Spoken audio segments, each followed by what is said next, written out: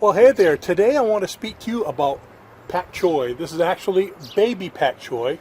And I got up this morning and saw these big 8-inch, some of them even bigger sprouts coming out. And these shoots actually have flowers on them, if you could see. See that? They're actually pretty flowers. Let me take some off here. They're actually pretty flowers. So what does that mean? They're going to seed already. I mean, they're not even big enough to eat yet, and they're starting to look good. But I tried some, and they're already bitter. So I did some research and found out the reason for this. Actually, there's several reasons.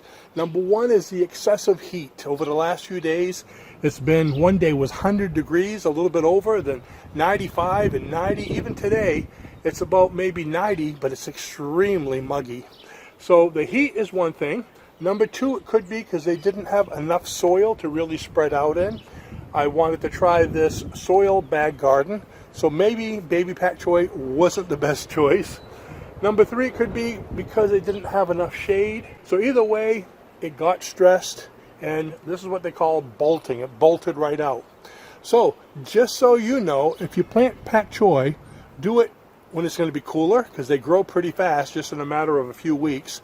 So do it in a cooler time, maybe earlier in the year, shaded a little bit, and make sure they're watered and they have enough roots. So I'm still going to try to salvage some and see if I can make me some stir fry or some Egg-Foo-Young.